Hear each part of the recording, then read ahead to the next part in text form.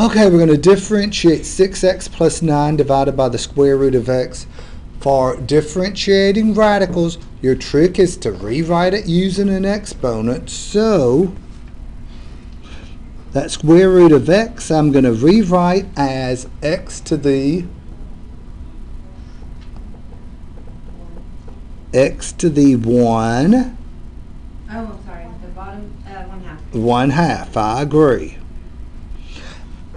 Add that to your bag of tricks. You're going to have to do that all semester long. Whenever you're differentiating something with the radical, you're going to have to write it using an exponent. And the most common radical you'll see is going to be square root, so you have to write it using an exponent of 1/2.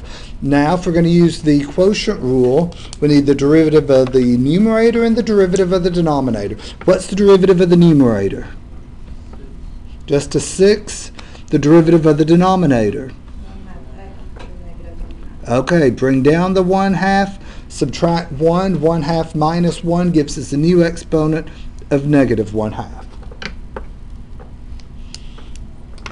And using the quotient rule, it's the derivative of the numerator, 6, times the denominator, x to the 1/2. Minus the derivative of the denominator, that 1/2 x to the negative 1/2 times what? The numerator, 6x plus 9. All over, you take the denominator and you square it. That denominator is working out very nicely.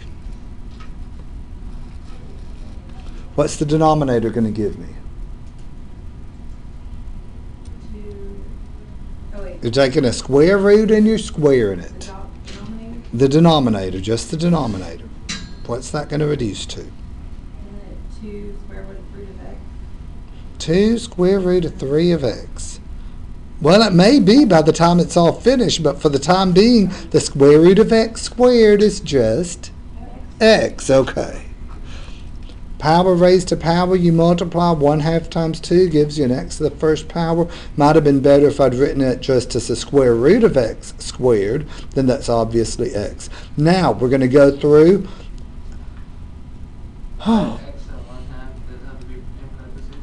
The x to the 1/2. Which one? I'm not sure I understand your question. Because you're multiplying it? It's the same thing. Okay. So we have a 6x to the 1/2 here. I'm going to distribute the negative 1/2 x to the negative 1/2 over the 6x plus 9. That's where it's going to get messy. Negative 1/2 times positive 6 is a negative 3 x. When you're multiplying powers of x, you're multiplying x to the negative 1/2 times x to the first. Repeated bases being multiplied, what do you do to the powers? Be more specific. Add them together. Repeated bases being multiplied, you add them to give you b to the m plus n. That's that power rule of exponents. Negative 1/2 plus 1 gives us a positive 1/2. Take the negative 1/2 x to the negative 1/2 times a positive 9. That's going to give us a negative 9/2 x to the negative 1/2. Any questions there? And we have a couple of like terms. 3x to the 1/2, no, 6x to the 1/2 minus 3x to the 1/2. That's going to give me just a 3x to the 1/2 minus 9/2 x to the negative 1/2 all over just an x.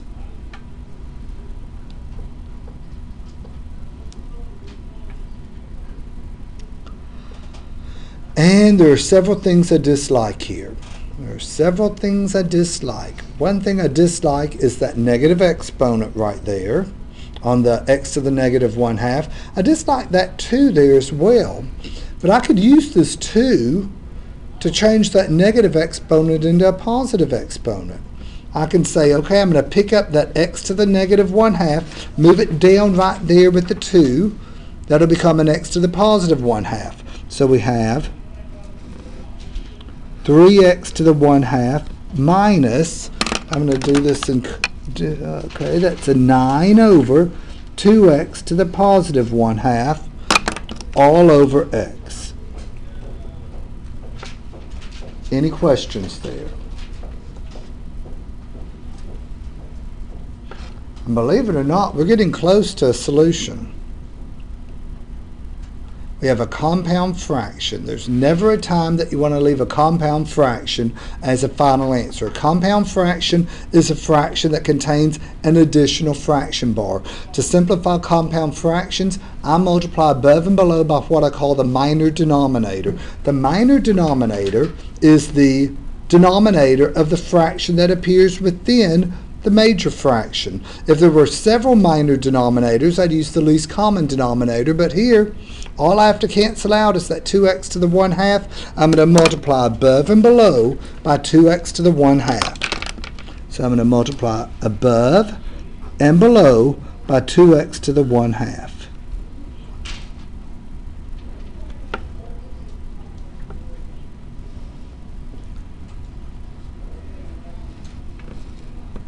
So, distributing the 2x to the 1/2 times the 3x to the 1/2. That's going to give me a very nice answer. 6x. That's going to give me a 6x to the first power. 2 times 3 is the 6. X to the 1/2 times x to the 1/2. Adding the exponents, 1/2 plus 1/2 gives me an exponent of 1. Here, what's going to happen? The denominator cancels out, leaving us just a negative 9, okay. And let's rewrite the x to the 1/2 as an exponent.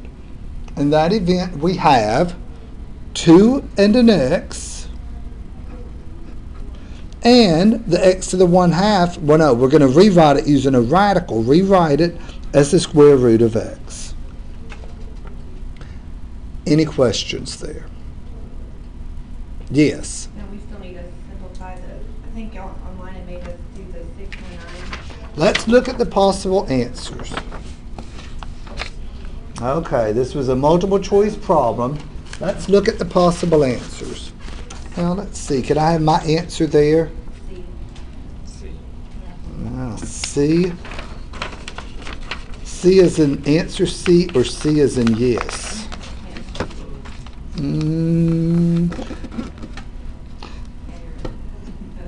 Let's see, is that it? Which one is it? A, B, C, or D? It's C. I glanced over at the possible answers, and I wanted to write that as the denominator is x to the 3/2. X to the 1/2 times x to the first, 1/2 plus 1 is 3/2. But I glanced at the possible answers and saw no, they didn't have an x to the 3/2 option. They wrote the x to the 1/2 as the square root of x, and they multiplied the 2 and the x together. So how did I know to write it like that? I looked at the 4 possible answers and saw which one they had it as. Any questions there?